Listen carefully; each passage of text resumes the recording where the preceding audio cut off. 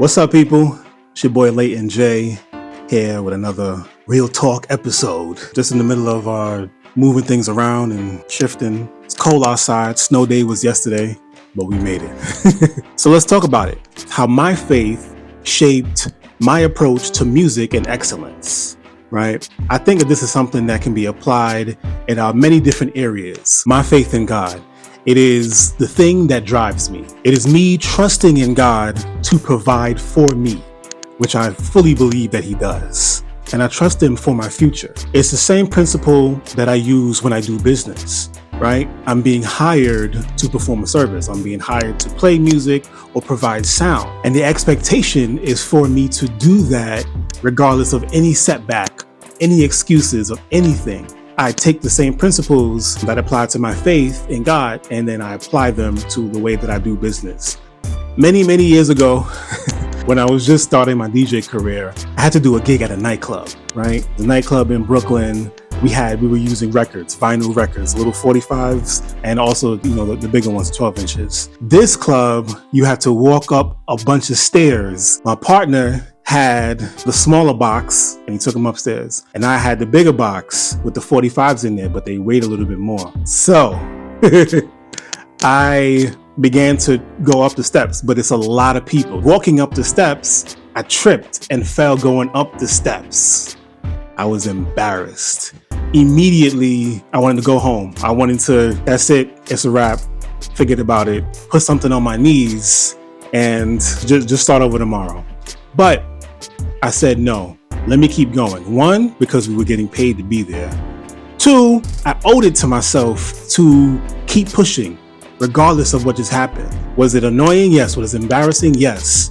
But I had to keep going. So, continue to go upstairs. We played the gig. We were part of many DJs on one party. It was fun. I still have memories of that night, of having like great mixes and crowd reactions and everything. It was great. It was fun. Imagine what would have happened if I really did say, yo, I'm gonna go home. I'm about to take off. You go ahead and do this without me. Can you imagine what that would have been like? I can't even imagine what that would have been like. That set a precedence for me to keep going no matter what, no matter the worst possible thing. That was the worst imaginable thing that could have happened to me. If you told me when I was leaving my house at that time that hey, listen, when you get to the club, you're gonna trip up the steps. Nah. So I had to play at the party. I'm playing at the party and everything is good. I had just gotten these new wireless mics. Great. It was time to get on the mic. It was time to make some announcements and everything. And all you heard was feedback. You heard me, but you heard more feedback than me. And immediately I got upset. I was like, yo.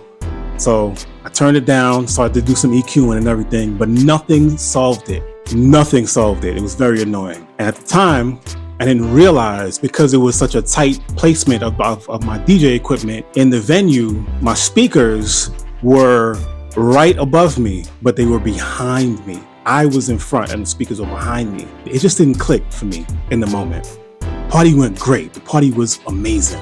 One more time, I had to make a big announcement, huge announcement, and I ended up cupping it like this. Huge no-no. You never want to do that. Ended up doing that. That was the only way that I could make announcements or get on the mic, period, at all during this event. I was heated. I was upset. 2 days later, I set up all my equipment in my living room. I turned up everything. I said, I'm going to figure this out. It never dawned on me that I never wrung out or feedback proofed my own sound system. I realized I hadn't done that with my speakers. Also, the venue that we were in, I didn't realize that the walls were set up where the sound was bouncing everywhere. Bouncing from here to there and back and everything. That had a lot to do with it too. I put the speakers in front of me and I'm behind it and I'm playing, everything is good. And then I realized I could not reproduce the issue. I couldn't get it. I was like, this mic sounds fine. What was the issue? And I remembered I took video that night and I said, oh, speaker was behind me. That's the reason. Speaker was behind me. That was the reason for a lot of it. Very important lesson. I realized that speaker placement does indeed matter more than I was giving it credit for. As I turned the mic up and started to EQ, I found the issue and I realized, okay, turn the volume down, put my gain up, and then ride it out like that. I know that if I set the gain past this mark, I'm going to get feedback, or it's going to be easier for me to get feedback, or it's going to ring, or it's going to do all of the things that I don't want. Again, imagine what could have happened if I didn't do that event and I never discovered that, or if I did a bigger event with more people. I've never actually taken the time to check for feedback for these mics. I don't know what they should sound like.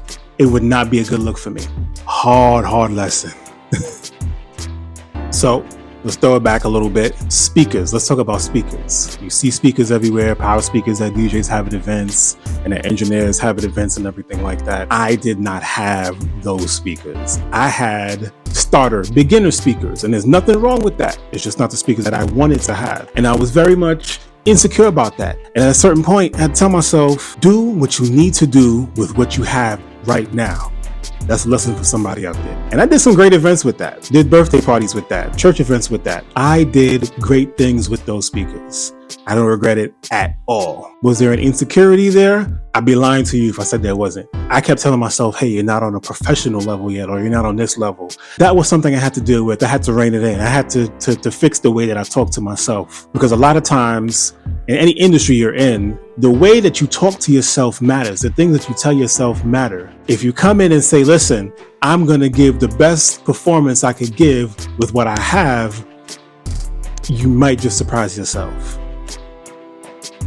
Speaking of mixers, at one point, and still now, I'm still saving up for the mixer that I want. At one point, that bothered me so much. It was a point of shame for me to be working with this mixer that I have. I should be further along by now. But again, how I talk to myself mattered. I was achieving great results with this mixer, but I was still talking down to myself, which was crazy. All that to say, having faith is not an easy thing. It requires you putting trust in something that you cannot see.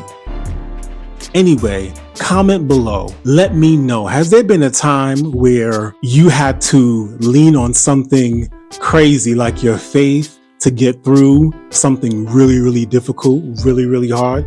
Let me know. All right. Like this video, subscribe if you haven't already. There's more on the way. Your boy Leighton J. I'm out.